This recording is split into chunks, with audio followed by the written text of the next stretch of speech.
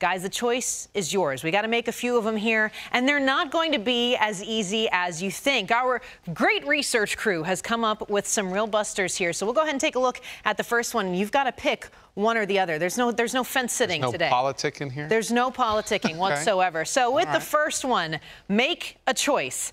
Who is ultimately going to have the bigger season? Is Aaron Judge going to top 62 home runs, or does Justin Verlander post another sub-175? All right. Yeah, that's fair. That's great start. I'm going to go, since I can't tread in the middle, I'm going to say Justin Verlander is going to go under 175 just because it's not fair. Only one person has ever hit more than 61 home runs in the American League. So nothing against Aaron Judge. I actually think he's going to hit about 55 next year. But I'm going to say Verlander. Carlos. Yeah, I'm going to go with Verlander as well, just because of the built-in degree of difficulty. You know, hitting is hard, man. So I would say Verlander has the edge on this one. He definitely has a better chance of going sub what he did last year. Yeah, I like Verlander too. Unanimous decision by the panel.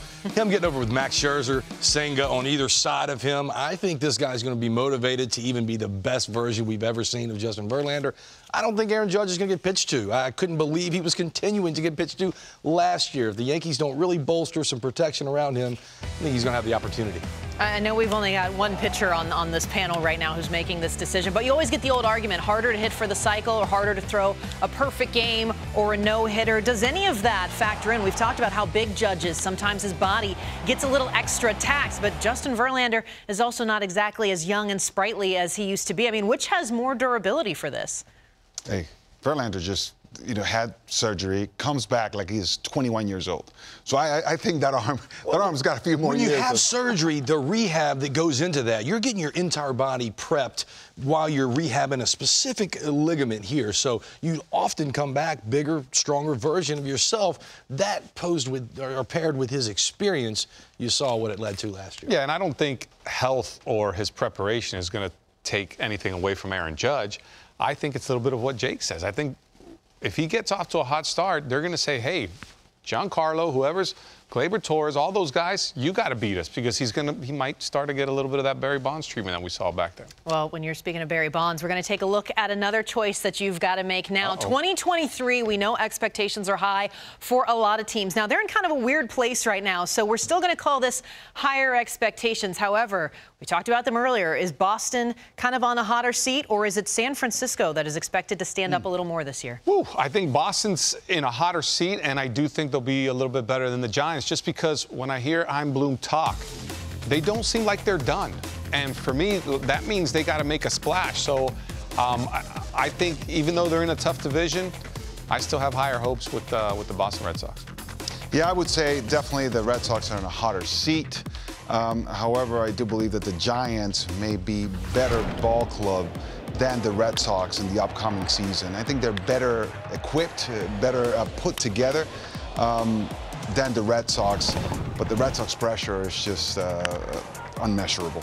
Yeah, Red Sox are in a hotter seat for sure. I'm going to side with Carlos here and say that the Giants have a little bit better of a team right now. I don't think either team is done adding in TBD, but for me, the starting rotation, Boston moving some guys around, trying to get Whitlock and Pivetta in there and going behind a healthy Chris Sale.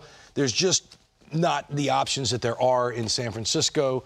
San Francisco, again, both teams need a lot of addressing on the offensive side. I'm going with San Francisco. Yeah. You guys have been Man, those are tough questions, though. Look, I didn't come in here for softballs, okay? We're in the middle of the offseason. You got to stay sharp on this one. Well, when you talk about these teams, they might be looking for a little bit of that youth movement from what they already have. And we saw a great Rookie of the Year campaign last year between two guys in particular. We got J-Rod and Adley. So who has the better sophomore season between these two? And choose wisely, okay? Wow, we've been trying. These two guys, for me, they're 1A and 1B, but I'm going to go with J-Rod. I see that the ability to change the game and be kind of the face of baseball. He's young, he's exciting, he plays defense, he's fast. He doesn't shy away from the moment. We saw what he did in the home run derby. He's just one of those guys, it seems like he's really enjoying the game, he's having fun, and he's not afraid to show his talents. Like, he relishes in having everyone see how good he is. And he's just the ultimate excitement for me. My goodness, I've been seeing this and waiting for this actually for a while, because the rumor was going around in the Dominican Republic of this incredible kid, incredibly talented, and finally he has arrived and has not disappointed. On the contrary, I think he went above and beyond the expectations, right, for his first season. So I'm going to go with J-Rod as well. Rutschman, by the way, hats off to him. Great talent as well. But I would say he does it more on the quiet side. J-Rod is like, you know, lights on. I mean, I'm going to be the spotlight. Yeah, not so fast, guys. I think I'm going to go the other way. I love both players. Mike said it best. This is 1A and 1B. He doesn't struggle. J-Rod doesn't struggle in April. He's a 30-30 guy. But let's talk about what Mr. Rutschman did to the Baltimore Orioles when he showed up. And again, why I think he's going to get MVP votes. We know what he can do offensively. 35 doubles and 13 homers, 42 RBIs. He almost walked as much as he struck out. But what I love about him, I see Buster Posey all over this kid and what he brings offensively, but the way he is able to manage a pitching staff. When you play the catcher position and you're in on every pitch that's called, you have a way to dictate the ballgame and influence in a way that a center fielder can't. I think Adley was huge for the Baltimore run. I watched it with my own two eyes. Incredible player. Again, Buster Posey comp for me. Adley Rutschman, more MVP votes. Jake, you make a great point in the sense of maybe Rutschman is more valuable to his team. And speaking of expectations, when you're the first pick in the draft, like you're expected to be a superstar. And to come in at the beginning and kind of gain the confidence of a pitching staff and kind of take over as the guy that, you know, can be relied upon, it's pretty impressive. And I'm going to go ahead and add to that there. I think the key with Adley, who is my pick, I don't know if we're going to debate that or not. Why not? But you have to also remember, too, he was built for that role. He's named after his grandfather, who up until now, his grandfather and his dad were both more famous than Adley had ever dreamed of being. So he already had that sense of humility that he was going to work for what he had. But you also take a look at the numbers. I'm not going to be purely emotional on this one.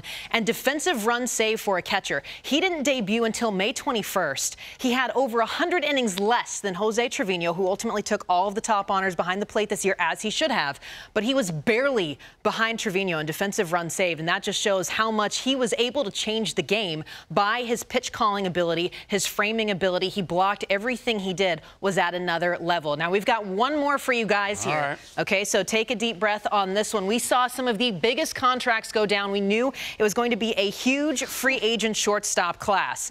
11 years for both of them. Trey Turner is about 5 months younger than Xander Bogaerts, who is still playing in the final year of their 11-year deals.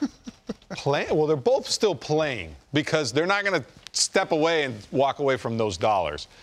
But who's in the lineup? Starting? Who's still starting? Yeah, we'll step this up a little bit. Who's still starting?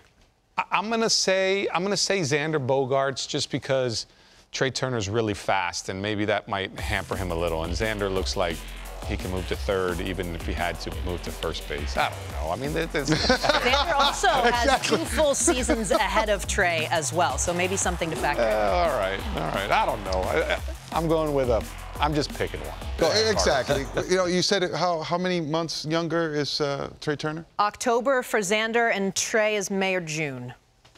All right. So Xander. We got 150 days. Sanders older? He's a couple years ahead of him in the league. 2 years more played in the league. All right. I'm going to go Trey Turner, just because, you know, there's less. You're going with the youth movement? Yeah, exactly. Youth movement. That's a substantial amount of time younger. So let's go with Trey Turner. By the way, man, just the way he moves, right? I want to slide like that one time in my life. Look at that. I mean, seriously. He is truly an absolute freak out there. You know, Bogaerts, a stud. This is an impossible pick. Yeah, thanks. Come on, I think both of them are going to be on the field. I think both of them are going to be on the field and be starting. They're that type of makeup. If I had to pick one.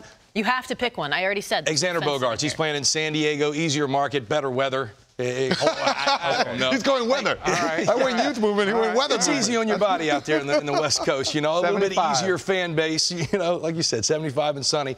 They're both going to be playing. Xander, I know him personally, his work ethic. I can't speak on the same side of, I'm sure Trey Turner's same way. Xander's going to do everything he can possibly do. He is a baseball rat and will stay on the field as long as possible.